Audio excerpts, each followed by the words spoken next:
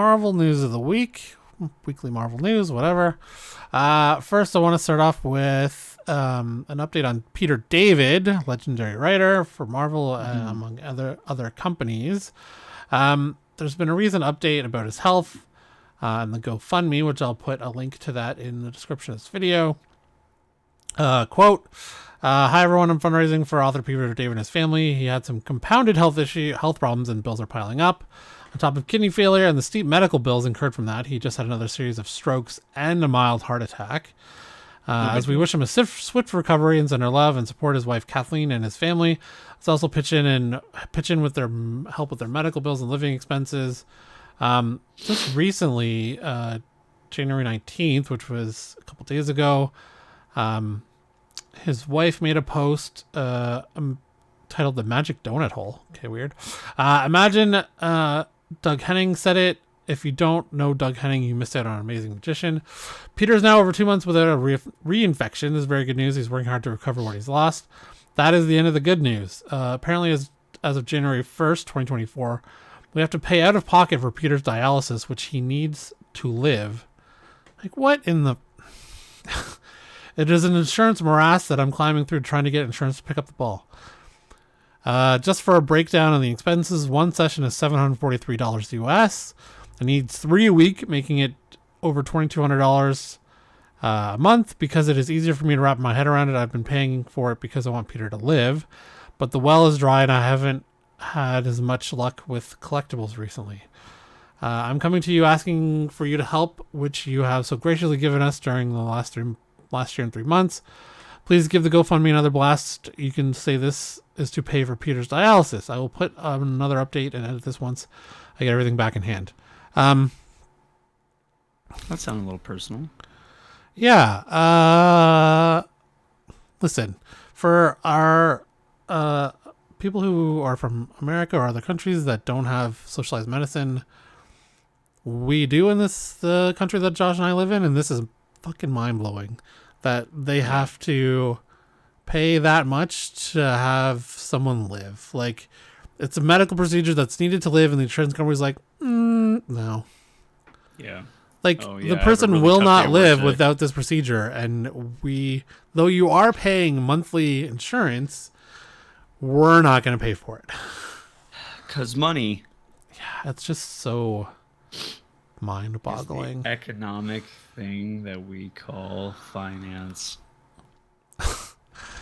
Yeah, so I'll put the description below if you want to go help out a great writer, Peter David, with his dialysis and medical bills. Okay, moving on to a lighter note. Rumor, Sony developing an R-rated Spider-Man movie, possibly around Spider-Punk. Crazy new rumors doing the rounds online today that claims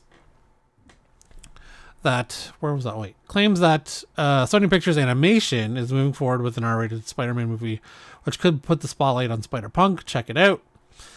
Both Spider-Man Into the Spider-Verse, Spider-Man Across the Spider-Verse were critical and commercial hits.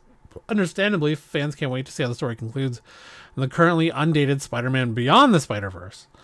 But what comes after that? There have been rumblings about a female-led Spider-Woman spin-off for the past few years. Unfortunately, it doesn't seem to have gone anywhere, and Sony's plans for its stable of Marvel characters continue to split opinions. Live-action Silk and Spider-Man Noir TV shows are thought to be in the works, while movies like Madam Web, Kraven the Hunter, and Venom 3 are all on the horizon. I'm going to stop here for a second. Does anyone think Madam Web is going to be A, good, and B, make money? They made it for how much, though? It was like cheap, right? I don't know. Like 40 million, I think, dude. Is it? Oh, okay. Maybe it will make money. I don't think it... reported budget of 80 million. Yeah. What? Early tracking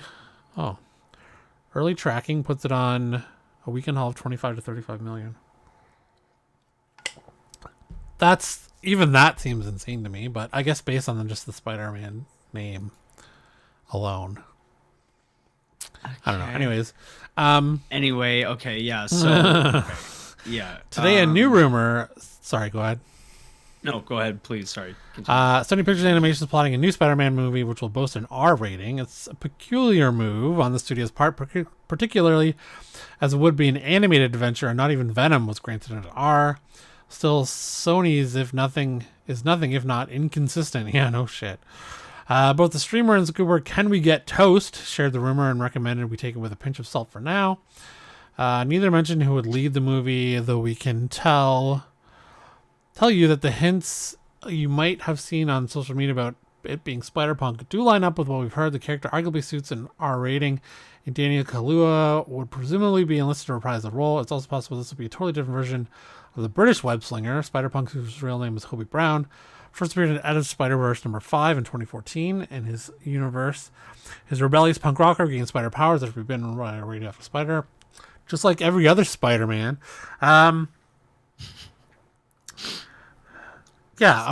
This is a weird choice to do an R-rated animated Spider-Punk. I don't know. It's just it's a weird. Who's running Sony? It's weird. Yeah. I think they're at the mode where they're throwing stuff at the wall to see what sticks. So throwing spaghetti at the wall to see if it's done. Yeah. It's not working out well, and I feel like they're waiting for one to like hit again, and then they're just going to continue with that. I mean, we can all agree that. So I think the release is Madam Web, bad. then Craven, then Venom.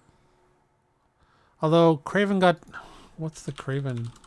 2024, August 30th this year. When is there a date for Venom 3? I thought there was. Maybe. November 8th. So yeah, Craven, and then 2 months later, Venom. Okay. Well, they might recoup the cost of Madam Web and Craven by the end of the year with Venom 3. Venom 3 will probably make money. The first two did. It's apparently the last time out for Tom Hardy, and I assume Tom Holland is finally going to have an appearance. So. Okay, moving on to What If. Oh, I don't know. That Tom Holland might have an appearance? Yeah.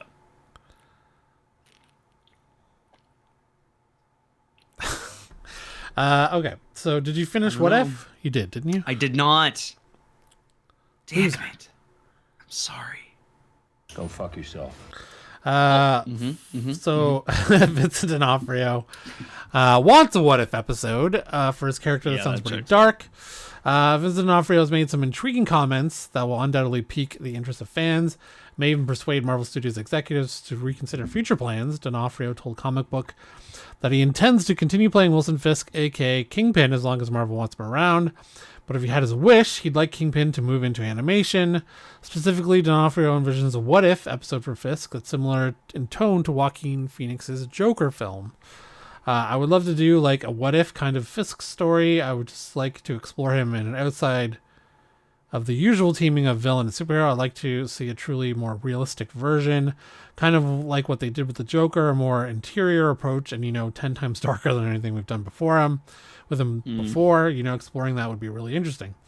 If D'Onofrio wants an episode that's darker than anything that's come before, we're likely looking at a TVMA episode, considering everything that happened in Netflix's Daredevil series. The interview suggested that Fisk receive a What If episode that explores a reality where it was Fisk who was bitten by the radioactive spider instead of Peter Parker. D'Onofrio laughed and stated, "I think he would commission canisters," when asked of what kind of web shooters he would have. Wow. D'Onofrio's concept sounds wonderful. We're curious if Marvel and Disney would ever consider that. Kingpin was certainly a dark character in Netflix Daredevil series, which is now canon in the MCU, and in Echo, so it's hard to imagine an animated depiction of the character that's sometimes darker than anything else. Third season of What If is confirmed to be in the works, with Marvel already releasing a teaser of a forthcoming episode that ventures into a reality where the Red Guardian successfully reformed the Winter Soldier. If D'Onofrio gets his wish, he'll most likely have to wait until fourth season, and it's unclear whether that will happen. I also saw something with Vince talking about he wasn't thrilled to play the Kingpin season after season just because of the physical toll on his body, because he had to put weight on for that role. Yep. But I guess the Marvel costume department has figured out how to do his suit right, his like Yeah. muscly fat suit, I guess. Yeah. That looks really natural. So he's like, I can play it for as long as time now, till I'm dead, because he doesn't have to Yeah. worry about his putting on weight or losing weight after every Yeah. season. So that's good. Last but not least, this is kind of Marvel related, but Alien, Noah Hawley's upcoming TV series will have multiple seasons, and he already has an ending in mind. So Marvel Marvel has been putting out Alien comics for the last 2 years, and sometimes they like to take their cue. See TV, and even though this isn't a Marvel TV series, I wonder how the rights work to that now. Yeah. Because this was done before. I believe this was signed before Disney bought Fox, but then it seemed like the deal. No. What was it? No. This was done. I believe this was signed after Disney bought Fox, but this was like, I think it was like being talked about, and the Right. merger happened, and then I think they finished the deal, and just a little bit later they started like production or something. Well, COVID hit and then it got delayed, but yeah, sorry, yeah, that. But then so you're saying that Disney allowed it to continue at FX instead of taking it themselves for Hulu? I think so, but I could be wrong for that timeline. 'Cause I could have swore that it was like pretty much solidified before that merger happened. Maybe I'm wrong. And Noah Hawley is pretty fantastic writer director. Director, has he directed stuff? I know he's written a lot of stuff. Noah Hawley's work yeah, on TV he's shows like directed. Fargo and Legion has proven to be unmissable, so it's hardly surprising. Yeah, we just finished Fargo season 4. I don't know how much involvement he has in Fargo anymore. Fargo season 4 was good. Here season 5 is incredible, but probably, I don't know, Fargo season 4 is probably one of the weaker of the 4 seasons. Like, it was, I'm not saying it was bad. I'm not saying it was great, but it was good. Anyways, so it's hardly surprising to see such a deal. A great deal of hype surrounding his plans for an Alien TV series on FX. Very little has been revealed about the project, though shooting started shortly before last year's WGA and SAG. Strike's work is expected to resume imminently, and Hawley has already assembled an impressive cast, which includes Timothy Olyphant, Essie Davis, Alex Lothar, and Sidney Chandler. Oh, I didn't know Timothy Olyphantastic was in it. He is fantastic. Which he's also in Fargo season 4 playing a cop again. Yes. U.S. Marshal. I think that endings are what gives a story meaning, and so you should never start a story without some sense of where it's going, because you can really build meaning into that. With Legion, I felt like I had what felt like a 3-act structure to it that I didn't know if it would be 3 seasons or 5 seasons or whatever it was, but I sort of knew what a beginning, middle, and end was. And here, similarly, I knew that their desire was for a recurring series, not a limited series, and I had an idea that I was excited about. I could see the escalation of it from one year to another. That's where we ended up not. That's when we ended up not pitching them having a Bible or pitching them blow by blow, but saying big picture. This is the first movement. This is the second movement, and ultimately where we're going. With Disney now in control of the Alien franchise, multiple projects are in the works, including a new movie, Alien Romulus, which is directed by Fede Alvarez, who did the Evil Dead remakes. He did the first one. I don't know if he did the second one. I don't think I watched the second one. The second one was good. It was different, but it was good. That was the one where she was. It was in an it was an apartment building. Okay, right. The first one was good. Oh, he also did Don't First Breathe. remake. I only saw the first one of that, but that was pretty good. Did not see Texas Chainsaw remake. Is that the one? It was on Netflix? It was not well received. Yes. David Blue Garcia. Oh, so Fede Alvarez helped write it, but David Blue Garcia directed it. And he is not really... Oh, it's kind of his first time directing something. He was mostly a cinematographer. Okay. Yeah, so I like the first Evil Dead remake. It was good. This month, Hawley confirmed he's had conversations with Sir Ridley Scott and that his upcoming two series will largely ignore the events of Prometheus and Covenant in order to stay on its own 2 feet as a prequel to the original 1979 movie. I really prefer that idea of sticking to like the timeline of Ripley and that kind of technology. Kind of like what Star Trek Discovery is kind of done, although it looks updated and stuff. It's still, or like For All Mankind, where they've progressed to the future, but it's still based in 60s technology, like where you would think it would go, the design and stuff. So the reason why I put this in here is because so Marvel's been releasing Alien comics, and they've been doing this weird thing where they'll put out like 6 or 8, and that's one kind of story, and then they just launched a new one in issue 3, but it's in the future, but still has the same characters as the previous limited series. Like in the previous limited series, there was a kid, and that kid is now older, and so they're continuing the story, but not continuing the comic. Like they're resetting the numbers. Okay. Like I guess maybe that's the industry of like always having a new number 1 every year. Yeah, that's true. But they could definitely take some of their cues from the comic. It's been pretty good. Okay, so that's Marvel Weekly News. Thanks.